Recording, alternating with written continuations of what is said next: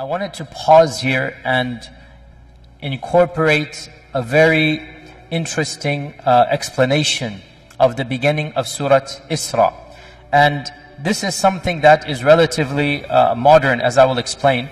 If you have a Qur'an, by the way, it would be nice if you check your Qur'an right now, the first pages of Surah Isra.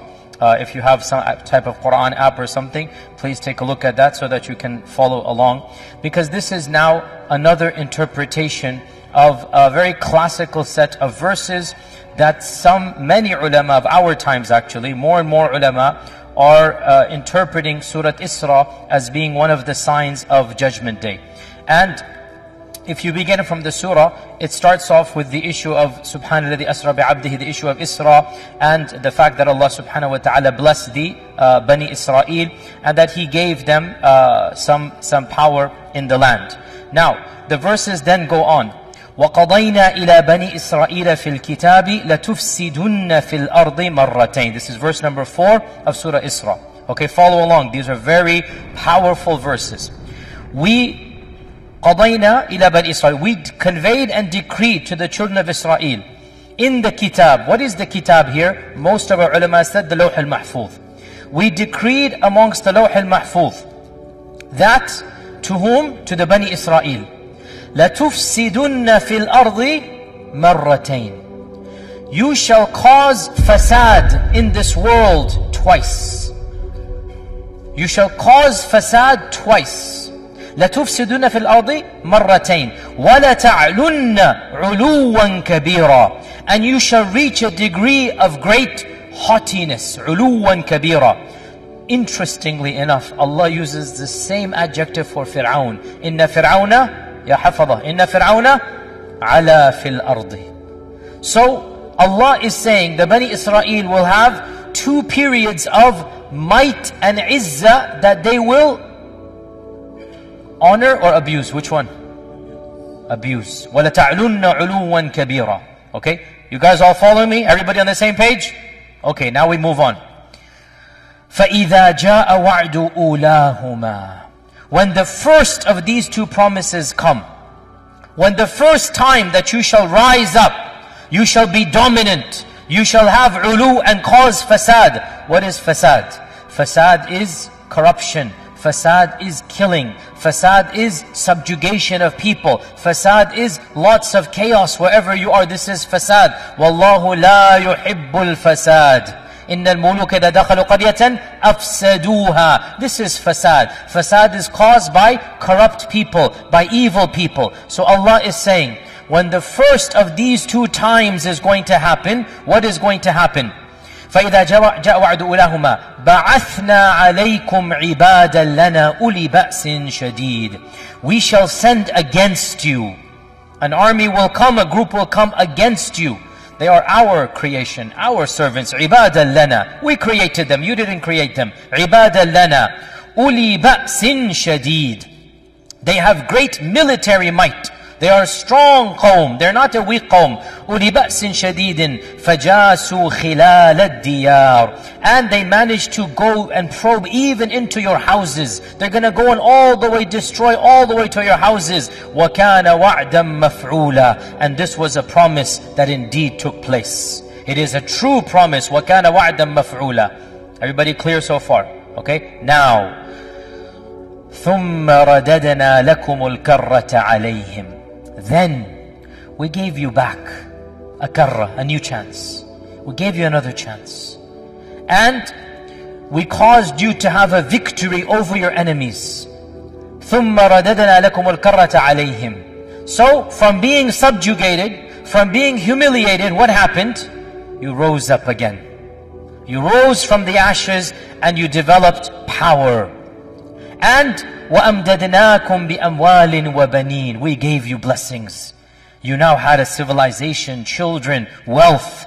وَجَعَلْنَاكُمْ أَكْثَرَ نَفِيرًا. And we made you powerful in numbers. Your أَكْثَرَ نَفِيرًا means your manpower or your strength or your military might. All of this is allowed here, right? So you became a mighty nation. ثم رددنا لكم الكرة عليهم وأمددناكم بأموال وبنين وجعلناكم أكثر نفيرا إن أحسنتم أحسنتم لأنفسكم. يا بني إسرائيل, if you do good, it's only for yourself, you will do good. وَإِنْ أَسَأْتُمْ فَلَهَا. But if you do evil, it will be used against you. You have power. If you are faithful to your commandments, if you obey Allah, you will benefit yourself, your nation will thrive, you will become more powerful.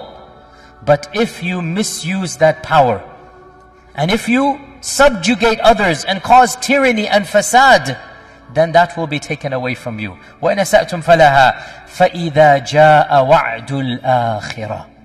When the akhirah, the akhirah does not mean the akhirah. The akhirah here means the end of the two, the second one, the last one. The ulahuma is the first one, the akhirah is the last one. Doesn't mean the akhirah, the hereafter. No, that's a misunderstanding that people might have when they don't understand the meaning of akhirah here. فَإِذَا جَاءَ وَعْدُ الْآخِرَةِ. When the final of these, meaning the second, because there's going to be two times that they will rise up, right? When the second and final time, because there shall not be a third time of power. Ya Bani Israil, Allah has decreed, you shall come to power and be a civilization twice. The first one, وَكَانَ وَعْدًا مَفْعُولًا. It is a done deal. The second one, when it shall happen, فَإِذَا جَاءَ وَعْدُ الْآخِرَةِ لِيَسُوءُوا وُجُوهَكُمْ. There is a missing phrase here, and that missing phrase, we should say it is understood by the context that Allah will send another group of people, and they will cause your faces to become sour. You will find that because when you're hurt, when you're irritated, when you're angry, when something happens to you, your faces scowl. لِيَسُوءُوا وُجُوهَكُمْ. After they were beaming with pride, they will now become scowling with anger. لِيَسُوءُوا وُجُوهَكُمْ. Now here, listen to this. وَلِيَدْخُلُوا الْمَسْجِدَ كَمَا دَخَلُوهُ أَوَّلَ مَرَّةٍ. And they shall enter the masjid. Which masjid? Ya audience. Aqsa. There's no ikhtilaf. The masjid here is not Mecca and Medina, Aqsa. وَلِيَدْخُلُوا الْمَسْجِدِ. And they shall enter the masjid, Masjid al-Aqsa. كَمَا دَخَلُوهُ أَوَّلَ مَرَّةٍ. As they entered it the previous time. كَمَا دَخَلُوهُ أَوَّلَ مَرَّةٍ وَلِيُتَبِّرُوا مَا عَلَوْا تَتْبِيرًا. And they will destroy whatever you had taken over with your ulu, whatever you had done, whatever you had built, whatever had been constructed with your ulu, وَلِيُتَبِّرُوا مَا عَلَوْا تَتْبِيرًا. All of it will be destroyed and taken away. And then Allah subhanahu wa ta'ala says, عَسَى رَبُّكُمْ أَنْ يَرْحَمَكُمْ. Your Lord might have mercy on you. وَإِنْ عُدْتُمْ عُدْنَا. And if you go back to your evil ways, we will go back to our punishing of you. That's what it means here. If you go back to your evil ways, we will go back to punishing you. وَجَعَلْنَا جَهَنَّمَ لِلْكَافِرِينَ حَصِيرًا. And we have made Jahannam a place for the kuffar to reside in. Jayyid. Okay. Everybody followed the translation? Clear? Jayyid. Okay. You all understood the translation. Okay. What is the tafsir of this page of Surah Isra? So, here is one example that honestly so many of our modern scholars are rethinking through because the Qur'an is so explicit. So, you see where I'm heading with all of this. You all understand. Where I'm heading, there are dozens of modern ulama that have already said, I'm not the one saying it, but not a single alim 70 years ago held this view. How could they when the political world was very different 70 years ago? You guys know what happened 70 years ago. Not a single alim ever felt that this ayah is a prediction of the future. Every alim that I have read, I could have missed some, but 40 ulama that I've read, the classical mufassirin, everyone is considering these two been there, done that. From the past. And why would they not? Because in their time frame, the Bani Israil, there is no hope of another nation coming. They are scattered throughout the world. There is nothing that combines them. So they read these verses, they read history, and common sense. There's nothing to make fun of, nothing to dismissive attitude. I would have done the same had I been alive 100 years ago, 1,000 years ago. That's human beings. Don't make our ulama infallible. I can be wrong and they can be wrong. They can be wrong, I can be right. I can be right, they can be wrong. This is the nature of human beings. These ulama, pretty much all of them, they said what? These two ulu have already taken place in the past. Done deal. And then they differed, as is to be expected, because there is no ijma'. They differed which of these two. And some said that the first of these was the Assyrian exile of 722 BC, when the Assyrians attacked the remnants of the original kingdom of Israel that was founded by Talut and Dawood and Sulaiman, the ones who actually founded the original kingdom of Israel. It then splintered into two, and then these two disintegrated, one of them remained, one disintegrated, one remained. The one that remained was finally gotten rid of by the Assyrians who attacked them in 722 BC. And then another group came, and eventually the Babylonian expulsion took place under Nebuchadnezzar in 597 BC. So this is one interpretation, that the first of them was 722 BC and the second of them was 597 BC. Others have said, and this is very popular as well, and this is the position of even some of the tabi'un. Some of the tabi'un, this was their position, that the first of these, the ulahuma, is 597, when the second temple was destroyed.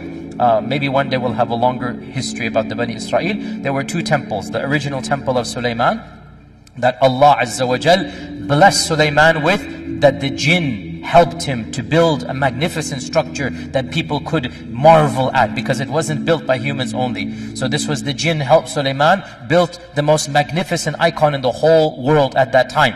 And this was destroyed in 722 by the Assyrian invasion. And then they built a second temple. And the King Herod built the other temple, which was then destroyed under the Roman destruction of 70 CE.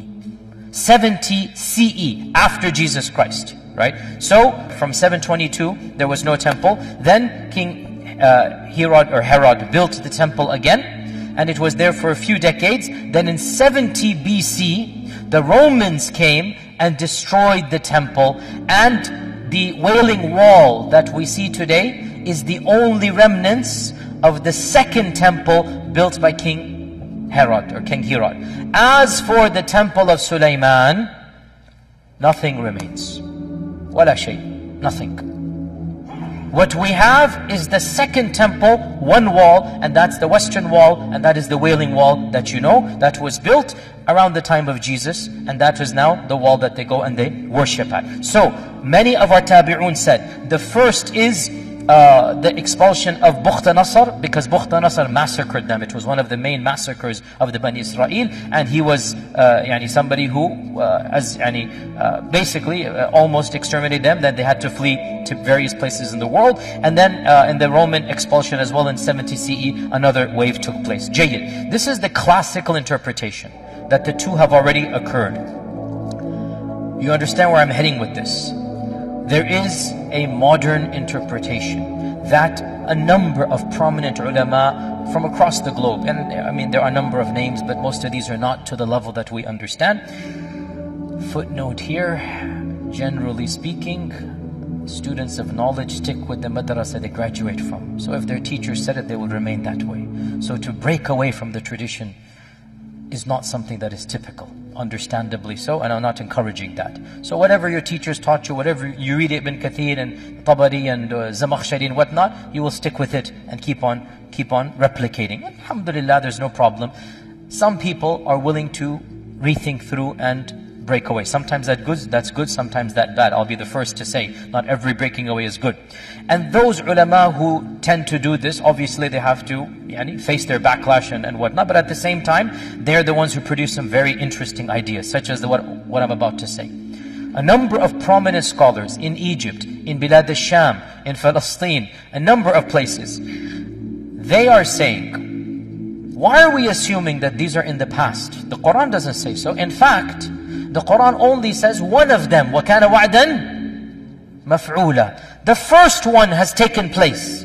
As for the second, the Qur'an does not say that it has taken place. Why are we assuming it has taken place? And now you see exactly where we're heading with this, right? So the first one would then be, most likely, the first destruction of the temple. That was when the glory of the original kingdom completely gone. And they have never had that type of political stability Up until when? We all know up until when. And so, Allah Azza wa Jalla is saying, ثُمَّ رَدَدْنَا لَكُمُ الْكَرَّةَ عَلَيْهِمْ. We give you one more chance and you were victorious over your enemies. وَأَمْدَدْنَاكُمْ. We helped you, we aided you. You had government aid, you had the largest endowments from the biggest superpower in the world. You had everything you could have ever wanted. Right? وَجَعَلْنَاكُمْ أَكْثَرَ نَفِيرًا. You couldn't have asked for more. With all of this, what did you do? إِنْ أَحْسَنْتُمْ أَحْسَنْتُمْ لِأَنفُسِكُمْ. If you acted properly, that would have been for your own. وَإِنْ أَسَأْتُمْ فَلَهَا فَإِذَا جَاءَ وَعْدُ الْآخِرَةِ. So then when the second time comes, لِيَسُوءُ وُجُوهَكُمْ, means there's a missing phrase like we said, another group will come. And this group will eliminate the izzah that you had, and you shall see that your ulu and your fasad and your evil did not help you. And you will see it and your faces will demonstrate that. لِيَسُوءُ وُجُوهَكُمْ. Now here's the key point that allows them to make this tafsir. وَلِيَدْخُلُوا الْمَسْجِدَ كَمَا دَخَلُوهُ أَوَّلَ مَرَّةٍ. The group that is being referenced here, it is not alien to Masjid al-Aqsa. This group has already conquered Masjid al-Aqsa at some previous point in history. And now they are conquering it again. وَلِيَدْخُلُ الْمَسْجِدَ كَمَا دَخَلُوهُ أَوَّلَ مَرَّةٍ. Who conquered Jerusalem once before and wants to conquer it again? So this was a complete different long tangent that needed to be done when it comes to Ashrat al-Sa'ad, the science of judgment.